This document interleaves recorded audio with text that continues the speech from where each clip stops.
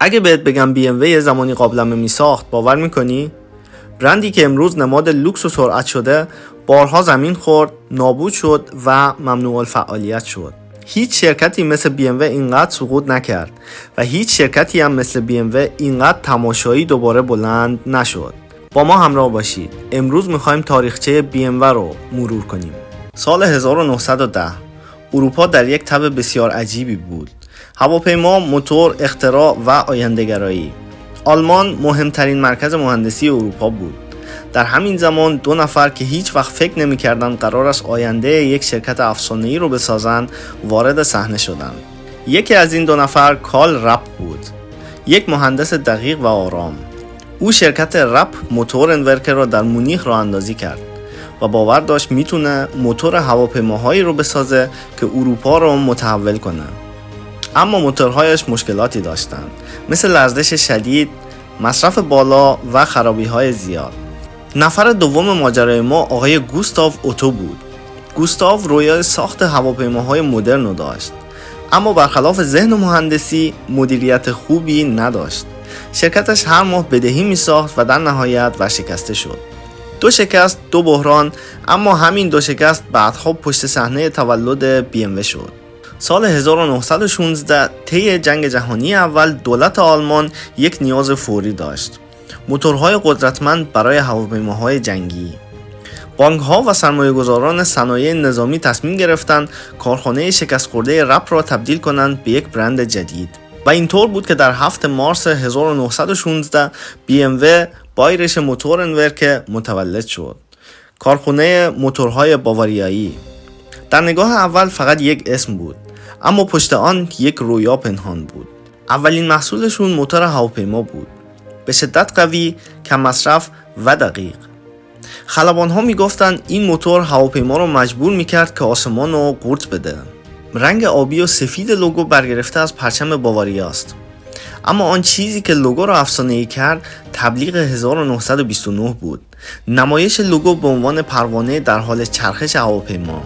همین تصویر BMW را تبدیل کرد به برند آسمان. سال 1918 اولین ضربه بزرگ به BMW. آلمان جنگ رو باخته بود و طبق قرارداد ورسای BMW ممنوع شد که موتور هواپیما و وسایل جنگی بسازه. این یعنی شرکت تازه تأسیس یک شبه بی استفاده شد. BMW برای زنده ماندن باید دست به هر کاری میزد. اونا شروع کردن به ساخت چیزهایی که هیچ ربطی به موتور نداشت: ترمز دوچرخه، ابزار آشپزخانه و لوازم اداری. شرکتی که داشت آسمان رو فتح میکرد حالا قابلمه تولید میکرد، اما این فقط سکوت قبل از طوفان بود. سال 1922 BMW دوباره حق ساخت موتور رو به دست آورد و فقط یک سال بعد شاهکار خودش رو معرفی کرد: BMW R32، اولین موتورسیکلت رسمی BMW با سیستم تهویه متفاوت و طراحی بی‌نظیر. این مدل اساس تمام موتورهای BMW شد. فروش بالا رفت، پول برگشت و بعد زمان ورود به دنیای خودرو فرا رسید. سال 1928 BMW تصمیم میگیره که ماشین بسازه، اما تجربه کافی نداره. برای همین شرکت دیکسی رو میخره. شرکت انگلیسی دیکسی یک گواهی تولید آستین 7 رو داشت. آستین 7 در اون زمان یک خودروی انگلیسی بوده. BMW میاد و اونو کمی تغییر میده و اولین خودروی BMW تاریخ رو میسازه. کوچک، ارزان، اقتصادی، اما یک نقطه آغاز. اینجا بود که BMW فهمید میتونه خودرو بسازه. 1930 در این دهه BMW تبدیل شد به یک برند جدی. اینجا بود که BMW اولین جلو پنجره معروف BMW 303 را تولید میکنه. همون دو سوراخ معروفی که امروز امضای کار BMW است. در سال 1936 این شرکت BMW 328 رو تولید میکنه. یکی از بهترین خودروهای اسپورت تاریخ اروپا. برنده صدها مسابقه، سبک، سریع و وحشی. BMW وارد عصر طلایی شده بود، اما درست در اوج دوباره سقوط کرد. جنگ جهانی دوم. در جنگ دوم دولت آلمان اجباراً BMW را به ساخت موتورهای هواپیما و موتور تانک کشاند.